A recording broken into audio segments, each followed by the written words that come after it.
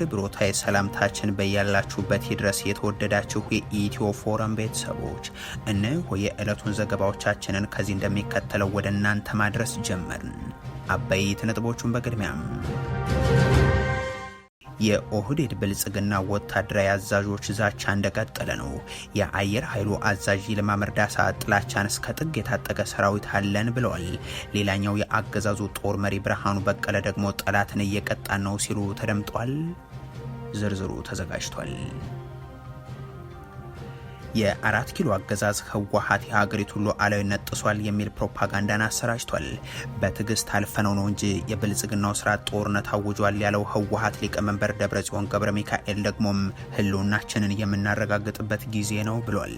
የኢትዮ ፎረም ምንጮች በበኩላቸው የአሜሪካ ልዑካን ወደ መቀሌ ይጓዛሉ ተብሎ እንደሚጠበቅ ገልጿል። እነዚህን መረጃዎች በዝርዝር ወደ እናንተ እናቀርባለን። ይህ በእንዲህ እንዳለ የብልጽግናና የህወሓት ሁለቱ ሴት ታሳሪዎች ጉዳይ መነጋገሪያ ሆኗል። በትግራይ መቀለ ጦርነትን የሚያወግዝ ቃለ ምልልስ ባደረጉ ማግስት አንድ እናት ሲታሰሩ፣ በአዲስ አበባ ደግሞ ግድያን የተቃወመች ጋዜጠኛ የአገዛዙ የእስር ሰለባ ሆናለች። ይህንንም እንመለከታለን። አብይ አህመድ የሚገፉበትና የተገፉበት ዓለም አቀፍ ጉባኤ በፈረንሳይ እየተካሄደ ነው። የአፍሪካ ወኪሎችም የኬንያና የግብፅ መሪዎች ሆኗል። በጉዳዩ ላይ ተጨማሪ መረጃን አዘጋጅተናል። ኢራን የቀጠለ የእስራኤል ጥቃትን ተከትሎ ከባድ አጸፋን እሰጣለሁ ስትል አስጠንቅቃለች። ስምምነቱን ተከትሎ አሜሪካ ወደ ኢራን የሚሄድ ገንዘብ አለመባሉን ደግሞ አስተባብላለች። ከዚህ ስምምነት ጋር በተያያዘም የዓለም የነዳጅ ዋጋ እያሽቆለቆለ ሲሆን የብልጽግናው መንግስት በዚህ መሰረት በሀገር ውስጥ የነዳጅ ዋጋ ላይ ቅናሽ ያደርጋል የሚለው ጥያቄ መነሳትም ጀምሯል። የተወደዳችሁ የኢትዮ ፎረም ቤተሰቦች አብራችሁን ስትቆዩ እነዚህን እና ሌሎችንም መረጃዎችን ሰማላችሁ። ሰናይ ቆይታ ይሆንላችሁ። የኦህዴድ ብልጽግና ወታደራዊ አዛዦች ዛቻ እንደቀጠለ ነው። የአየር ኃይሉ አዛዥ ይልማ መርዳሳ ጥላቻን እስከ ጥግ የታጠቀ ሰራዊት አለን ብለዋል። ሌላኛው የአገዛዙ ጦር መሪ ብርሃኑ በቀለ ደግሞ ጠላትን እየቀጣን ነው ሲሉ ገልጸዋል። ሁለቱ የአራት ኪሎ አገዛዝ ስልጣንን የማስጠበቅ ተልእኮ የተሰጣቸው ወታደራዊ አመራሮች ቃላት እያጠፋን እየቀጣናቸው ነው አሊያም ጥላቻን በበቂ ሁኔታ ተላብሰናል የሚሉ ሆኗል። ጥላቸው የየትኛው አካል ነው? እየተቀጣ የሚገኘውስ የትኛው ህዝብ ነው የሚለው ግን መሰረታዊ ጥያቄ ይሆናል። ይልማ መርዳሳ ትናንት አንድ መድረክ ላይ ያደረጉት ንግግር ጠላትን አምርሮ የሚጠላ ጀግና ሰራዊት ገንብተናል ይላል። በእርግጥ ጥላቻን ያነገበው የገነቡት ሰራዊት የጅቡቲ ድሮን አፋሮችን ሲገድል፣ የአልብሩሃን ቲቢቱ ድሮኖች የቤንሻንጉል ኢትዮጵያንን ሲያጠፉ፣ የሻቢያ ሰራዊት የትግራይ ወጣቶችን ሲገድል፣ ሴቶችንም ሲደፍር፣ የደቡብ ሱዳን ታጣቂ የጋምቤላና የደቡብ ምዕራብ ኢትዮጵያ የወርቅ ማውጫዎችን ሲቆጣጠር፣ ይልማ መርዳሳና አየር ኃይላቸው ሰራዊታቸው የት ነበሩ ማለት ተገቢ ይሆናል። እሳቸውም የቢሾፍቱ ጦራቸውም ከአረብ ሀገራት በሚረከበው ጦር መሳሪያም ጥላቻን ባዳበረበት የኢትዮጵያ ህዝብ ላይ ድሮንና ጀት እያዘነበ ነበር የሚለው ደግሞ ትክክለኛው ምላሽ መሆኑ አይቀርም። የነ ይልማ መርዳሳ ጥላቻን ጠላት ባለው ዜጋ ላይ ያዳበረው ሰራዊት የጎጃም አርሶ አደሮችን፣ የወሎ ወላዶችን፣ የሸዋ ክርስትና ላይ የነበሩ ነዋሪዎችን፣ የጎንደር አባቶችን፣ የዋግ ኽምራ ሚሊሻዎችን፣ የትግራይ ተፈናቃዮችን፣ የራሳቸውን የአገዛዙን ምርኮኞችን ሳይቀር ከህይወት ወደ አመድነት ቀይሯልና እናም እነዚህ ወታደራዊ አዛዦች ጠላት የሚሉት አካል ማን እንደሆነ ግልጽ ይሆናል። የሚገድሉት ሰው በጤና ጣቢያም በትምህርት ቤትም በድሮን እየተደመሰሰም ድግስ ሊበላ የተገኘን የተቀላቀለን ህዝብ አጠፋ ነው ሲሉ ተደምጠዋልና ሰላማዊ ሰው ነው የሚባለው ራሱ የጽንፈኛው ጋር ይደባለቅና ጽንፈኛው ጋር ይደባለቅና የጽንፈኛው ድግስ ይበላና አብሮ ሊመታች ማን ወሰደው እዛ ካልከኝ እኛ ጠላት እዛ መኖሩን ነው እንጂ ድግስ ሊበላ ሄደ ሲቪል ሰው እዛ አለ የለም በሚል ማጣራት እንጂ። ሌላኛው የአገዛዙ ወታደራዊ አዛዥ ደግሞ በተለይም በጎንደር ቀጠና ከወጣቶች ጋር ሰራዊታቸውን አሰማርተው እየተዋጉ ያሉት የሰሜን ምዕራብ አዛዡ ሌተናንት ጀነራል ብርሃኑ በቀለ ናቸው።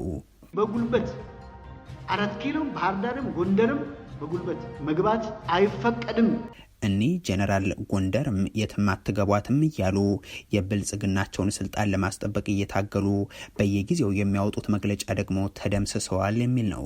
አሁን የሚያቀርቡት ማብራሪያ ታሪካዊ ጠላቶቻችን የሚጋልቧቸው ፈረሶች የክህደት ጥጋቸውን ቢያሳዩም የሰራዊታችንን ጠንካራ ምት ግን መቋቋም አልቻሉም የሚል ሆኗል።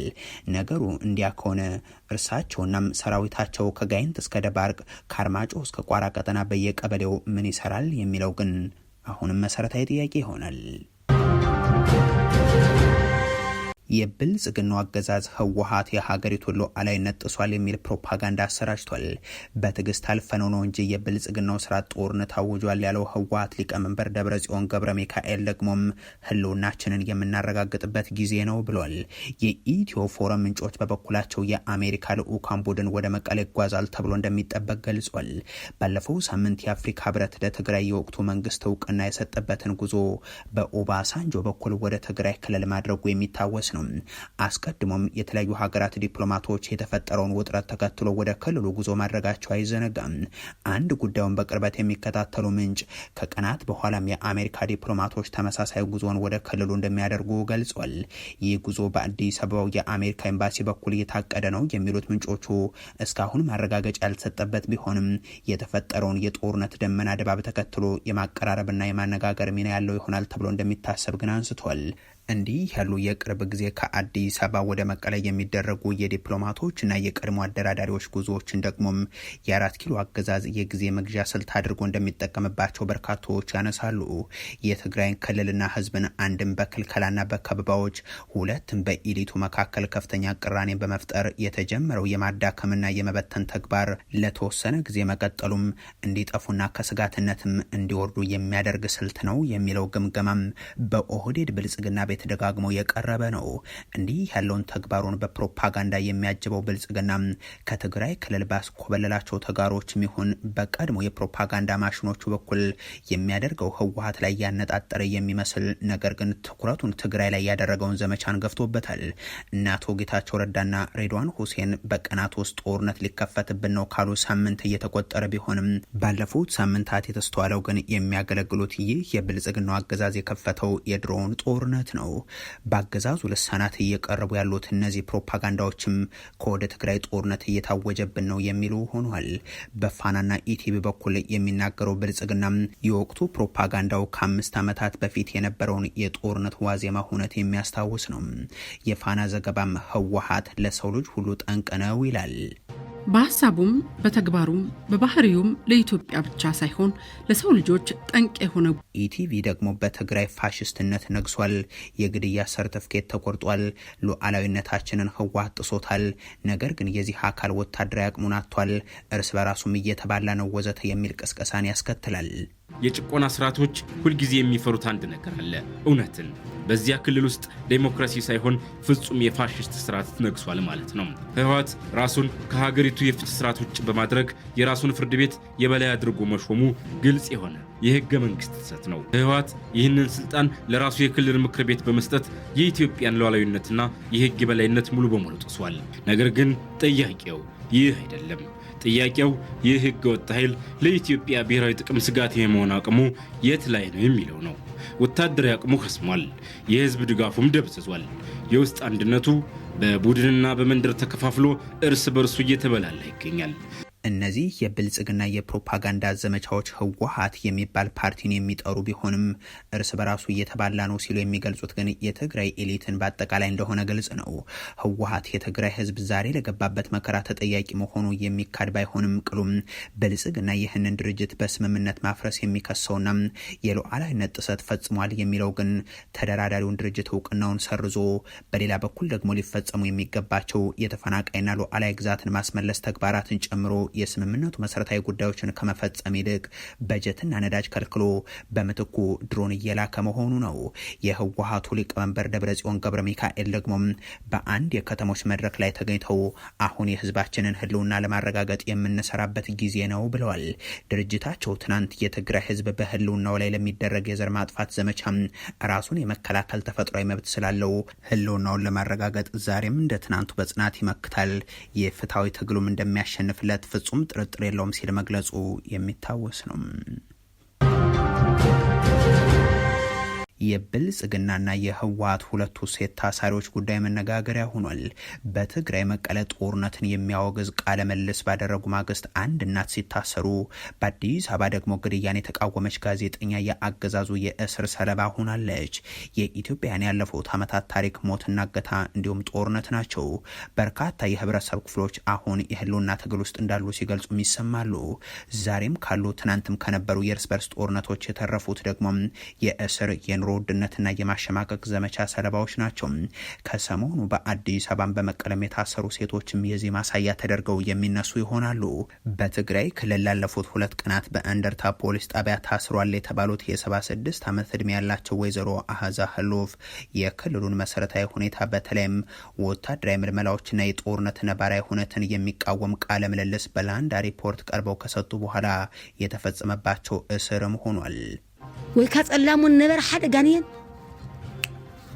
ዳምቻ አልወዲኡ ነይሩሞ ጦፊኡ ድር የለይ ተብሂለቱን ሰዓት هجانت نيرو موز بحر ما يلو يتويلو موسك يخون يلترتر أنا سمع لولد الخبدة ودي لمهرة لمرقة معي أيوة كان ምንም እንኳን እስካሁን ያሰሯቸው የፖሊስ አባላት የታሰሩበትን ምክንያት ያልነገሯቸው ጥያቄም ያላቀረቡላቸው ቢሆንም ነባር ታጋይና የሰማዕት እናት የሆኑት ወይዘሮ አሃዛ የታሰሩት ግን ከዚህ ቃለ ምልልሳቸው ጋር በተያያዘ እንደሚሆን ያላቸውን ግምት ምንጮች አስቀምጠዋል። የተለያዩ አካላትም ድርጊቱን በትግራይ ያለውን የፖለቲካ አፈናን ለመሸፈን የህዝብን ድምጽ ዝም ለማሰኘት ያለመ የጭካኔ ተግባር ነው ሲሉ እየተቃወሙት ነው።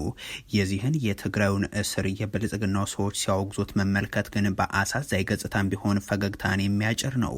በፌስቡክ ኮሜንት ሲረሽኑ በተደረገ ንግግር ሳቢያ አዋሽ አርባን ጨምሮ በሚታወቁና በማይታወቁ ወታደራዊ ካምፖች ዜጎችን አስረው ሲያሰቃዩ፣ በመቶዎች የሚቆጠሩ ጋዜጠኞችን በመናገራቸው ብቻ ሲያስሩ ሲያሳድዱ የሚታወቁት ብልጽግናዎች ህወሓት የማሰር ሚናይን ተሻምቶኛል ዘመቻ ላይ ናቸው። የብልጽግናው ሰዎች የኦርቶዶክስ ቤተክርስቲያን አባቶችን አስረው ከአልሻባብ ጋር የሚሰሩ ናቸው የሚል ክስን በፍርድ ቤት ሲያቀርቡ ከሰሞኑ መሰማታቸውም ይታወቃል። የብልጽግናው አገዛዝ በመቀለ እናታሰሩ የሚለውን ለፕሮፓጋንዳ መጠቀሚያነት የሚያውለው ግድያን የተቃወመችን ጋዜጠኛ ለ9 ቀናት አግቶም ነው። ጋዜጠኛ ሳልሳዊት ባይነሳኝ ከ1 ሳምንት በፊት በብልጽግናው የጸጥታ አካላት ከመኖሪያ ቤቷ ትፈልጊያለሽ በሚል መወሰዷን የቤተሰብ ምንጮች ይናገራሉ።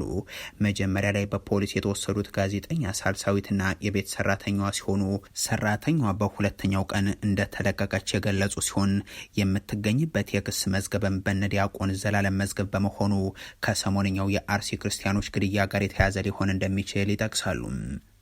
መንግስትም ቢሆን የራሱ ቻናል ብቻ ነው የሚከፍተው። ለዛ እኮ ነው መረጃ የማይደርሰው። ንጉስ ደንገጡር የማይለየው ሰኔና ሰኞ ገጥሞልሻል ኢትዮጵያ ወይ ጫው ለራስ ስትል ጣፍ ትብላለች ብላችሁ ንገሩልኝ። ትናንትና ደጋጎቹን ነገስታትም ይሁን ክፉዎቹን መሪዎች ሁሉ ጠራርጎ የወሰደው ሰኔና ሰኞ ይኸው ገጥሟል። ረሃብ፣ ቸነፈር፣ ጦርነት፣ ችግር፣ ድርቅ ሁሉም ሰኔና ሰኞን እየታከከ ነበር ሀገራችን ላይ የተፈጸመው። ይኸው አርሲ ላይ ዛሬም ኦርቶዶክሳውያን እየታረዱ ነው። ስለ ፍትህ የመንግስት ያለ እያለ ህዝብ እየተጣራ ነው። ፍትህን ይሰጠኛል እንባዬን ያብስልኛል አለው አካል ዛሬም እያለቀሰ ነው። ድንገት ግን እንባባሹ ብቅ ይለና እንዲያውም ይሄ መረጃ አልደረሰኝም ተከሰተ የተባለው ነገር እንዲያውም እኮ ዛላኛው መንደርና ዛታችኛው ሰፈር ተፈጽሞ ቢሆን ኖሮ ይህ ሁሉ ጩኸት ባልተሰማ ነበር ብሎ ተሳልቆ ጩኸትን ይቀማል። ጩኸት ቀሚው እሱ ብቻ አይደለም የእሱ ጀሌዎችም ይከተላሉ።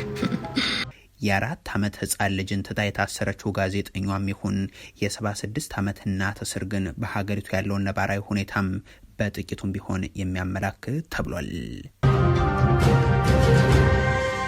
አብይ አህመድ የሚገፉበትና የተገፉበት ዓለም አቀፍ ጉባኤ በፈረንሳይ እየተካሄደ ነው። የአፍሪካ ወኪሎችም የኬንያና የግብጽ መሪዎች ሆኗል። የቡድን 7 አባል ሀገራት ስብሰባዎች ሲታወሱ የአፍሪካ ወኪል ሆና ኢትዮጵያ በመሪዎቿ በኩል ትታወሳለች። ጠቅላይ ሚኒስትር መለስ ዜናዊ ኢትዮጵያን ብቻ ሳይሆን አፍሪካን ወክለው ሲሟገቱም የሚዘከሩ ናቸው። ከዛም የተተኩት ኃይለማርያም ደሳለኝ ከ100 ሚሊዮን በላይ ህዝብ ያለውን ሀገር የሚመሩ ናቸውና የተጋበዙባቸው አጋጣሚዎች ነበሩ። የወቅቱ ብልጽግናው ፕሬዚደንት ግን በዚህ ትልቅ መድረክ መጋበዝ ቀርቶም በየጊዜው የሚወገዙበት መግለጫ የሚወጣበትም ሆኗል። የኖቤል ሽልማትን ባሸነፉ ሰሞን ተጠርተው ከነበረበት የቡድን 20 ጉባኤ በኋላ የኢትዮጵያ ውክልና በሌሎች የአፍሪካ ሀገራት እንዲወሰድም አድርገዋል። ከዛም ድሮንን እንደሚሸምቱ ቃል የገቡላቸውን ጦር መሳሪያም እንደሚሸምቱላቸው የሚመሉላቸውን የአዲስ አበባ ምርት ስፍራዎች ለባለሀብቶቻቸው እንደሚሰጡ ቃል የገቡላቸውን የሀገራት መሪዎችን ወደ ርዕሰ መዲኗ እየጠሩ የዲፕሎማሲ ድል አስመዘገቡ እያሉ በልሳኖቻቸው ማስተጋባት ተሸጋግረው ነው የከረሙት። በዚህ መልኩ ከሚጠሯቸው መሪዎች አንዱ የሆኑት የፈረንሳዩ ፕሬዚደንት ኢማኑኤል ማክሮን ሲሆኑም እሳቸው ግን በወሳኙ መድረክ የአፍሪካ ተወካይ ብለው የተቀበሉት የግብጽና የኬንያ መሪዎችን ሆኗል። የእነዚህ ሁለት ሀገራት መሪዎች በተለይም ዊሊያም ሩቶ በጥቂት ዓመታት ውስጥ የአፍሪካ ድምጽ ተብለው በዚሁ መድረክ ሲጋበዙ ያሁኑ የመጀመሪያቸውም አይደለም። አብይ አህመድ ተጠርቶ በማያውቁበት በዚህ መድረክ መንግስታቸው በጦርነትና የመናገር ነጻነትን በማፈን የሚነሳበት መግለጫዎች ባለፉት ተከታታይ ዓመታትም ወጥተዋል። ኢትዮጵያ በቀደመው ጊዜ በዓለም በተለይም በአፍሪካ ቀንድ የአሜሪካ አጋርና የጸጥታ ስራዎች ተባባሪ ነበረች። የቀድሞ የአሜሪካ ፕሬዚደንት ባራክ ኦባማም አስደናቂ ሰራዊት ያላት በሚል የተደነቀች አሜሪካ በንቃት በምትመራቸው የቡድን 7ና የቡድን 20 ስብሰባዎች ላይ የምትታደም አፍሪካን በተመለከተም ምክርና አስተያየትን የምትጠየቅም ሀገር ነበረች። ለአሜሪካ እሞታለሁ የሚሉት የኢትዮጵያ ሉዓላዊነትን ግን ለአሜሪካ ርዕዮተ ዓለም ሲባል መስዋዕት ያደረጉት አብይ አህመድ ግን በአሜሪካም በተቀረው የምዕራቡ ዓለም መሪዎችን ፊት ሞገሳተው እየለመኑም የማይጠሩ ሆኗል።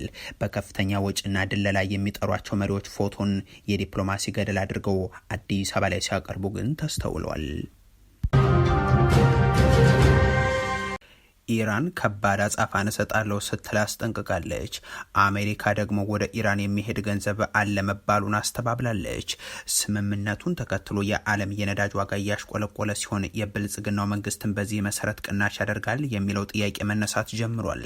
በአሜሪካና በኢራን መካከል የተደረገ አዲስ ስምምነትን ተከትሎ የሆርሙዝ የባህር ወሽመጥ ለትራንስፖርት ዳግም ክፍት ይሆናል በሚል በተፈጠረ ከፍተኛ ተስፋም የዓለም የነዳጅ ዋጋ ባለፉት 3 ወራት ውስጥ ታይቶ በማይታወቅ ደረጃ በዝቅተኛ ደረጃ አሽቆልቁሏል።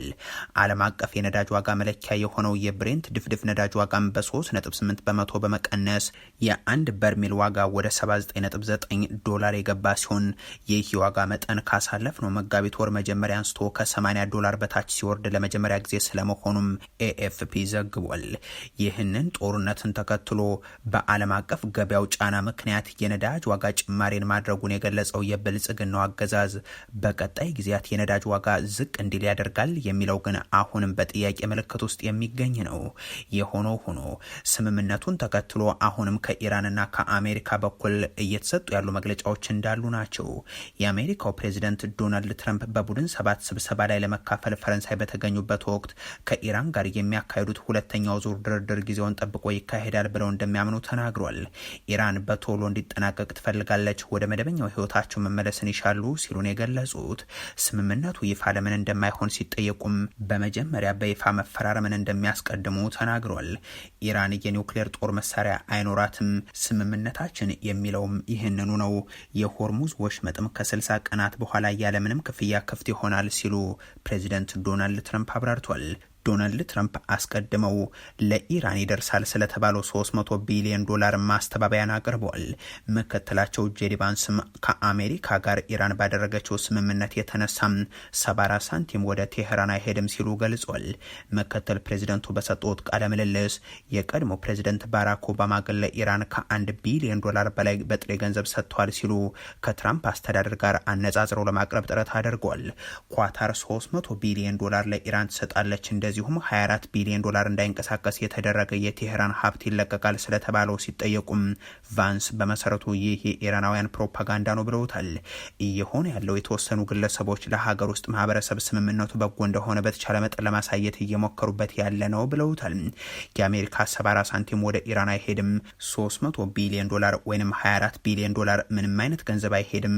ነገር ግን ኢራኖች ግዴታቸውን የሚወጡ ከሆነም ኳታር፣ የተባበሩት አረብ ኤምሬቶችና ሳውዲ አረቢያም በኢራን መዋለ ንዋያቸውን ሊያፈሱላቸው ይችላሉ ሲሉም ጠቁሟል። አሁንም ከኢራን በኩል እየተሰጡ ያሉ ማስጠንቀቂያዎች ግን የአጸፋ እርምጃዎችን እንወስዳለን የሚሉ ሆኗል። ይህ የማስጠንቀቂያ መልእክት የተላለፈው ደግሞም ኢራን አሁንም እስራኤል በሊባኖስ ላይ ጥቃትን እያደረሰች ነው በሚል ነው። ከዚህ በኋላ እስራኤል በሊባኖስ ላይ የምትፈጽመው የትኛውንም አይነት ጥቃት ከአሜሪካ ጋር የተደረሰውን የመግባቢያ ስምምነት የሚጥስ ነው ስትልም ነው ኢራን ያስጠነቀቀችው። የኢራን የውጭ ጉዳይ ሚኒስትር አባስ አራግቺ እንዳሉት ከሆነም ስምምነቱ ሲደረስ በአንድ በኩል ኢራንና ሄዝቦላህ በሌላ በኩል ደግሞ አሜሪካና እስራኤል ሆኖ ነው በማለት የእስራኤል ጥቃቶች እንዲያቆሙ አሳስበዋል። አራግቺ አጽንኦት ሰጥተው እንደተናገሩት በሊባኖስ ያለው ጦርነት ማብቃት ከአጠቃላዩ ጦርነት ማብቃት ተነጥሎ የሚታይ አይደለም። የጦርነቱ ማብቃት በተጨማሪ የወረራ ማብቃትንም የሚያካትት ነውም ብለዋል። በዚህም መሰረት ከዚህም በኋላ የእስራኤል ወረራ በሊባኖስ መሬት ላይ የሚቀጥል ከሆነም ከአሜሪካ ጋር የተደረሰው ስምምነትም እንደተጣሰ ይቆጠራል ሲሉ አስጠንቅቀዋል።